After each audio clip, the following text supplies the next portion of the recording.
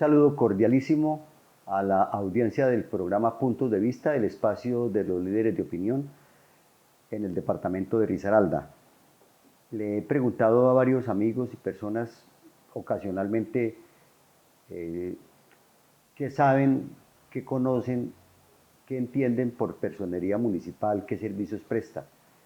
La verdad, diga usted, de 10 personas que interrogué, unas 6 o 7 dijeron cosas no muy acertadas. Por ejemplo, creen que es una entidad de relacionamiento público con las demás entidades del municipio de Pereira, por ejemplo, y otros enfocan exclusivamente al tema de derechos humanos. Vamos a hablar con la doctora Sandra Lorena Cárdenas Sepúlveda. Ella es la personera del municipio de Pereira, nos ha atendido aquí en su despacho y después de este importante mensaje entramos preguntándole realmente cuáles son los servicios y cuáles son las funciones que cumple la Personería Municipal de Pereira. Muévete sin ruido y sin emisiones. Con la seguridad de nunca quedarte sin carga. Energía de Pereira. El futuro es ahora.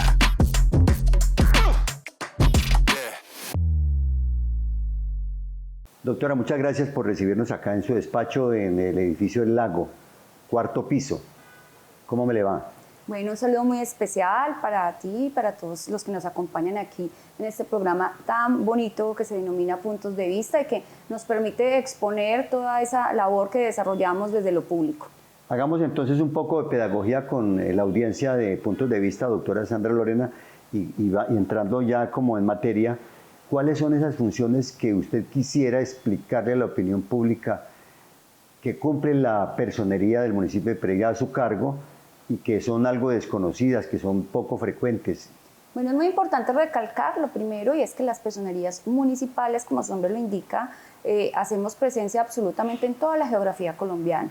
Tenemos presencia en cada municipio del país, hay un personero o personera municipal que se elige vía meritocrática. ¿Y esas funciones cuáles son? Son como dos grandes vertientes, por así decirlo. De un lado, la garantía, defensa, promoción y protección de los derechos humanos. Y del otro lado, el ejercicio del control disciplinario respecto de los servidores públicos sobre los cuales nos corresponde este rol. ¿Qué cuál es? Nosotros nos corresponde investigar disciplinariamente, ya vamos a hablar un poquito qué es ese tema de disciplinario, a todos los servidores públicos que están en inferior jerarquía después del alcalde. Dicho en otras palabras, no investigamos al alcalde, pero de ahí hacia abajo a todos los servidores públicos que componen la administración municipal, servidores públicos nombrados, Tampoco no el consejo, correcto, no. o sea, correcto. Concejales los investiga la Procuraduría General de la Nación. Entonces esas son nuestra competencia. A manera de ejemplo, secretarios de despacho, subsecretarios de despacho, inspectores de policía, comisarios de familia, obreros del municipio, entre otros. Pero no investigamos ni al alcalde, ni investigamos concejales, ni contratistas por expresa disposición de la ley. Esas son las dos grandes funciones. O sea, de un lado los servidores públicos y de otro lado los servidos por los servidores públicos. Los servidos, el público en general, la sociedad civil, como se le denomina también, son objeto de los servicios de la personería para efectos como, por ejemplo, se me ocurre en este instante, servicios públicos. Si alguien quiere decir algo sobre una queja, una denuncia, una insatisfacción, es válido decir, ¿cierto? Sí. Sobre la prestación de ciertos servicios públicos o que no llegan los servicios públicos, diga usted, de aseo, por ejemplo, y ahora hablamos de ello, todos los servicios públicos domiciliarios. Así es, la personalidad de Pereira, porque también es oportuno recalcar que en cada municipio tienen distribuciones administrativas distintas. Nosotros tenemos 7 personerías delegadas, una de ellas es la personería delegada en Derecho de Petición y Servicios Públicos. Entonces, a través de esta delegada es que realizamos ese control y cualquier queja, inconsistencia, insatisfacción o irregularidad en materia de servicios públicos se resuelve con nosotros, elaboramos el respectivo reclamo por escrito, se agotan los recursos de ley, nosotros los elaboramos y les hacemos el respectivo seguimiento. Entonces esa es como la dinámica. De igual manera también, por ejemplo, en materia de alumbrado público hacemos recorridos para evaluar las quejas que se nos presentan respecto del estado de las luminarias, entre otra serie de circunstancias, pues en materia de servicios públicos. ¿Cuál es el servicio público que tiene mayor registro, mayor indicador de insatisfacción por parte de la ciudadanía? El alumbrado público, sin duda. ¿Sí? Muchas quejas, que hay mucha oscuridad. Pues lo primero que hay que aclarar es que no hay mucha claridad en torno a cómo se presta este servicio. Entonces resulta que hay un perímetro, todos quisiéramos que todas las cuadras de Pereira estuvieran iluminadas, pero no es así. Es en un perímetro en el que se determina un número de luminarias. Entonces, por eso es la mayor queja, que mi cuadra está muy oscura. Entonces, cuando se hace el balance y el análisis, se le explica a la persona, resulta que es que en el perímetro donde usted reside hay este número de luminarias y ya están, y esas son las de ley. Pero de otro lado también está que las luminarias se fundieron, que quebraron los bombillos y no les han hecho mantenimiento. De verdad es muy frecuente, es la que más recibimos. ¿Por qué razón el alcalde no ha podido con el tema del alumbrado público, doctora Sandra Lorena? ¿Qué ha hecho usted para evitar que la ciudad tenga ese problema de oscuridad que afecta tanto la sensación de inseguridad? Yo creo que eso le pega muy duro a la sensación de inseguridad que hay.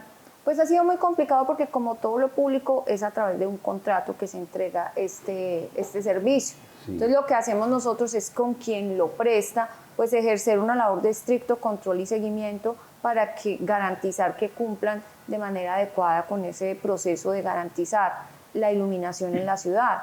Pero mientras sea así vía contrato, yo creería que es complicado el proceso.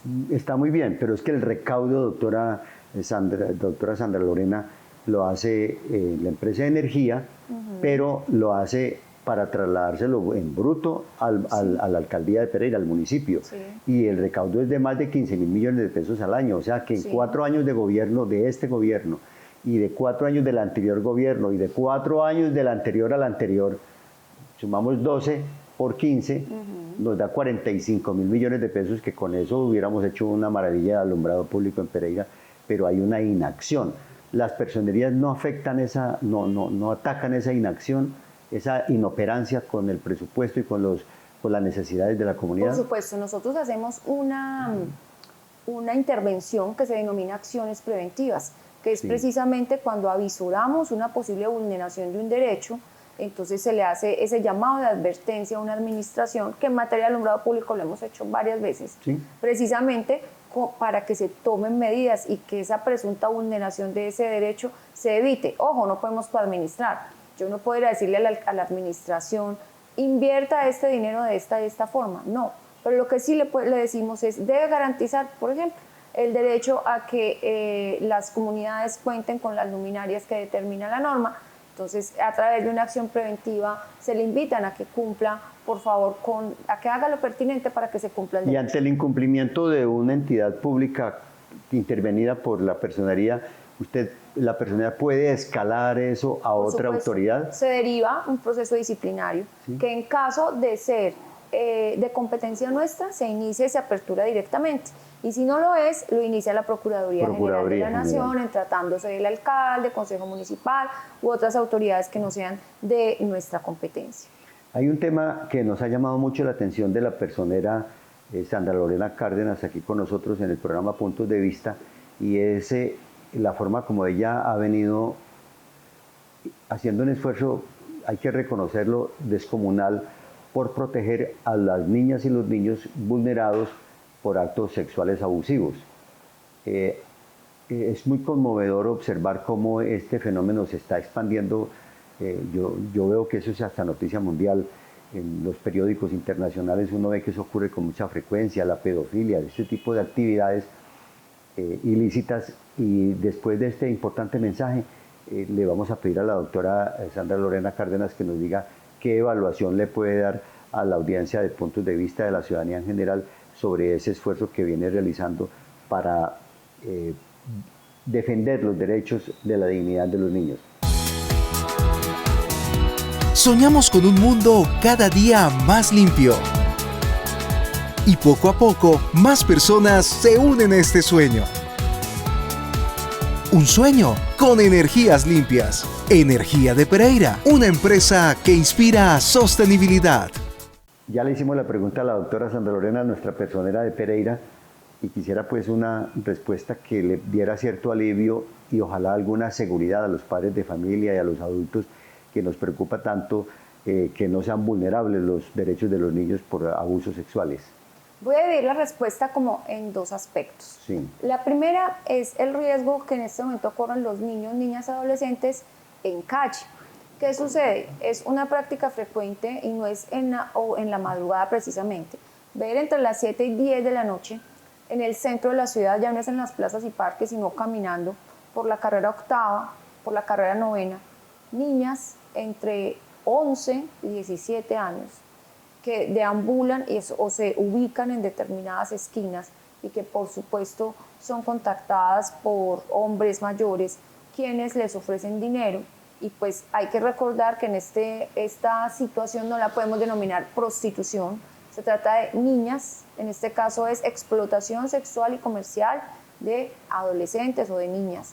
Entonces esa es una práctica frecuente y digo preocupante porque estas niñas le dicen a los papás, me voy para así, sale con la amiguita de la casa, supuestamente así. O sea, no es ni siquiera que los padres las envían a que comercialicen sus cuerpos, no. Es un tema de influencia de pronto de otras amiguitas que ya están muy involucradas en el proceso o de adultos a través de redes sociales. Son muchas las causas, pero hay niñas que están están siendo víctimas de este tipo de explotación y que las familias no saben y que tienen núcleo familiar, que tienen un papá o una mamá que les dan permiso de salir y lo que sucede realmente son otras cosas muy complicadas. ¿Qué debe hacer un padre de familia que se da cuenta o sospecha que su hija o su hijo, porque los dos casos se presentan, sí, anda en esas? ¿Cómo puede la personería atender a esa persona? Por supuesto que nos contacte para activar varias rutas. La primera es un tema penal. Allí sin duda hay un delito. Hay que recordar que toda relación sexual o acto sexual con menor de 14 años es un delito. Entonces hay que activar de inmediato una denuncia. Hay que ver también en la institución, si está en un colegio, qué es lo que está pasando allí. Porque en muchas oportunidades, dicho por los mismos niños y niñas, esto también tiene que ver con microtráfico. Los inducen al consumo de sustancias psicoactivas y para suministrarlas los obligan a que salgan a las calles a realizar esas actividades. Entonces realmente son cosas que muchas veces son imperceptibles, pero ¿cuándo se da cuenta el padre? Cuando ya el niño o la niña termina en calle, definitivamente, cuando no quiere volver a la casa, y ahí hay un problema más grave aún. Eso en el caso del padre de familia. ¿También un particular que vea eso puede venir a la personería a denunciarlo? Por supuesto, es muy difícil la judicialización de estos adultos que les ofrecen dinero a los niños y a las niñas a cambio de servicios sexuales. Quien se dé cuenta de esta situación, quien se dé cuenta de lugares que prestan los inmuebles donde permiten el ingreso, esas denominadas residencias, donde permitan que entren menores de edad, que por favor nos cuenten. Yo pienso que en la medida en que se empiece a judicializar y que sea ejemplarizante la sanción para quienes incurren en estas acciones, en esa medida se reduce. Que cuenten a dónde. Mientras sea con impunidad, no podemos seguir allí. Pueden acudir de forma presencial a la unidad administrativa del Lago, tercer y cuarto piso. De igual manera, también estamos presentes en Casa de Justicia de Cuba, Casa de Justicia de Villa Santana, sí, en el Palacio Nacional, en el Consejo Municipal de Pereira. Entonces, en todos esos lugares estamos en horario de oficina y allí podemos escuchar sus quejas y denuncias. Y escalemos el problema del abuso sexual con menores de edad al maltrato a las mujeres.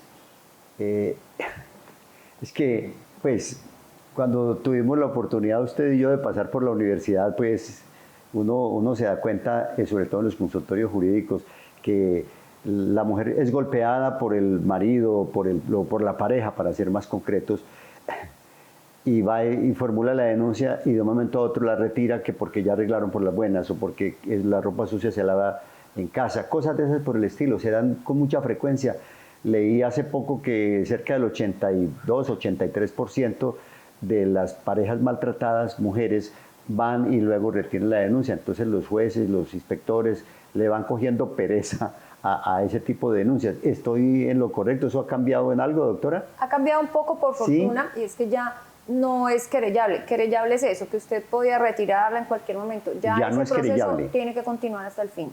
Tiene que continuar hasta el fin, impúlselo o no la víctima. Pero ¿qué sucede? Sin que la víctima aporte pruebas, muy seguramente va a terminar también en un archivo, porque se hace necesario que ella aporte los exámenes, digamos que si le ocasionó lesiones personales o tentativa de feminicidio, debe aportar unas pruebas, debe acudir a las audiencias, y si el agresor se consigue un buen abogado, pues muy seguramente no va a tener buen éxito estos procesos. Sin embargo, la conciencia ha cambiado un poco, nuestras mujeres están cada vez más conscientes de lo que implica el maltrato. Hoy en día tenemos el violentómetro, que es una herramienta que permite ver esas conductas que van de menos a más y que culminan con un feminicidio. Estamos haciendo mucha labor pedagógica con nuestras niñas, con nuestras estudiantes universitarias precisamente, para evitar que esas conductas vayan ascendiendo y sobre todo que las mujeres se empoderen y denuncien cualquier situación. Doctora Sandra Lorena Cárdenas,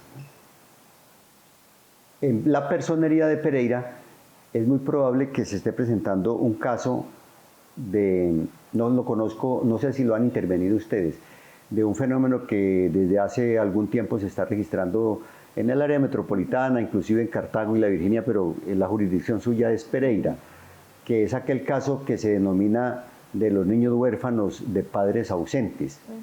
De los padres que se van, papá y mamá se van para Estados Unidos, para España, Canadá, a buscar fortuna y a buscar la manera de enviar recursos para que en la casa se quede la tía o la abuelita. Ese fenómeno ya es muy conocido en esta región del país, sí. Y eso explica también de muy buena manera la forma como las remesas, o sea, los envíos de dinero del exterior hacia Colombia, llegan en muy buena porción al eje cafetero. ¿Ustedes de qué manera han intervenido ese fenómeno de los niños huérfanos de padres ausentes? Pues lo trabajamos mucho en articulación con las instituciones educativas, porque allí se presenta un problema, sobre todo en los colegios, y es que el acudiente es el tío, la abuelita, y sin duda pues estos niños y niñas requieren de un acompañamiento familiar más amplio. Entonces, por lo general, derivan en problemas de consumo de sustancias psicoactivas, acoso escolar. Hay una serie de situaciones donde trabajamos haciendo campañas de promoción y prevención en materia de derechos humanos en el aula, tratando de llevarle a estos niños pues como ese acompañamiento que no tienen en casa, o también procurando asesorar a ese acudiente o a ese encargado del niño o la niña, que a veces es el tío o la abuelita, y que se sienten en ocasiones tan perdidos porque no saben cómo proceder con pautas de crianza adecuadas. Y son más vulnerables y susceptibles de ser reclutados en las pandillas, ¿no? Muchas problemáticas allí, mucha depresión. Hoy la salud mental de nuestros adolescentes es un factor muy preocupante.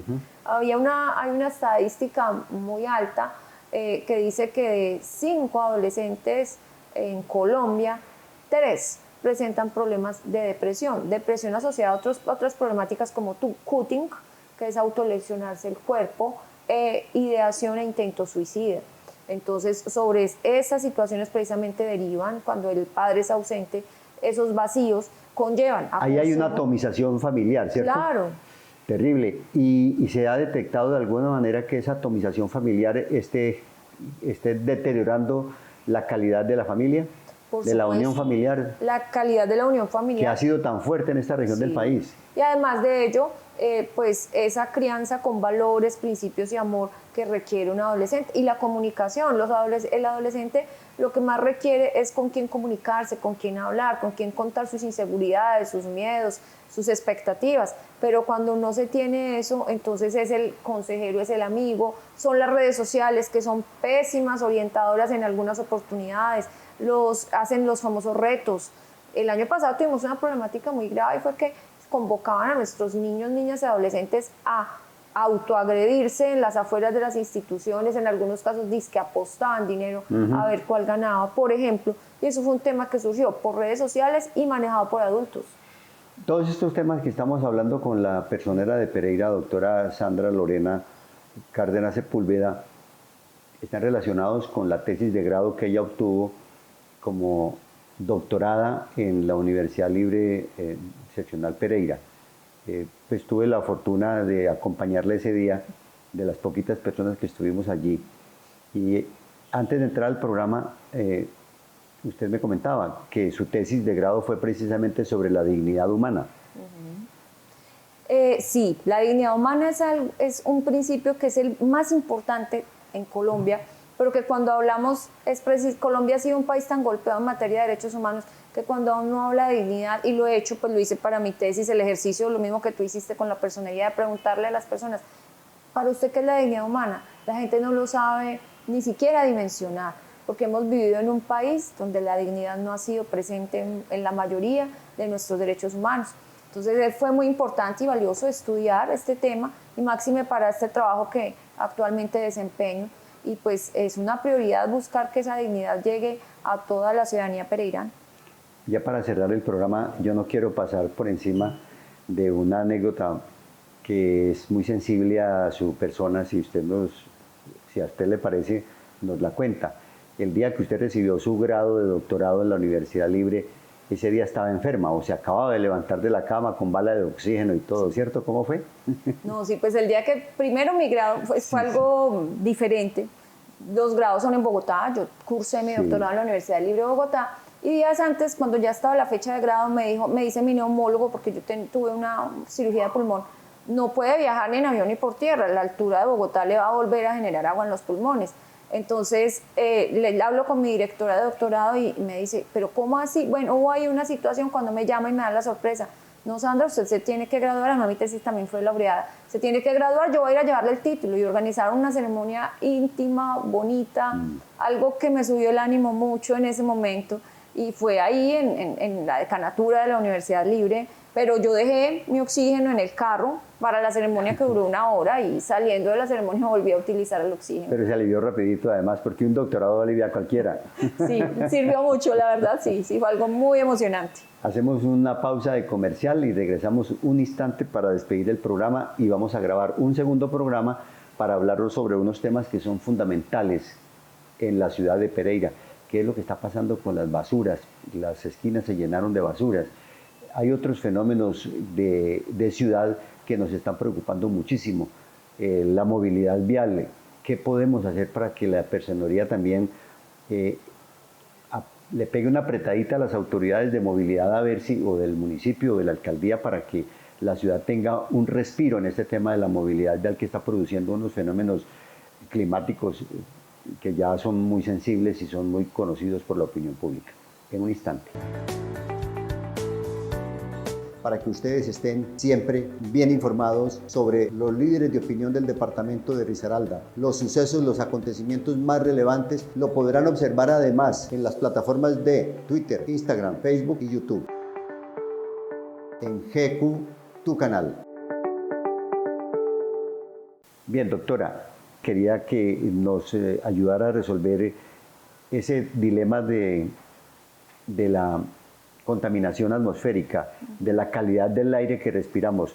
¿Usted tiene algo que ver con eso como personera? Bueno, nosotros hacemos parte tenemos mejor una delegada en movilidad, y hacemos parte de unas mesas de trabajo donde se toman acciones precisamente para esta situación. También tenemos delegada en medio ambiente, y pues de manera permanente hacemos seguimiento y escuchamos las quejas de la ciudadanía al respecto. Digamos, Pereira dentro del ranking de ciudades pues no está tan mal versus otras, pero sí vamos en vías que si continuamos de esta forma, a la vuelta de 5 años posiblemente vamos a tener crisis como las de Bogotá o Medellín.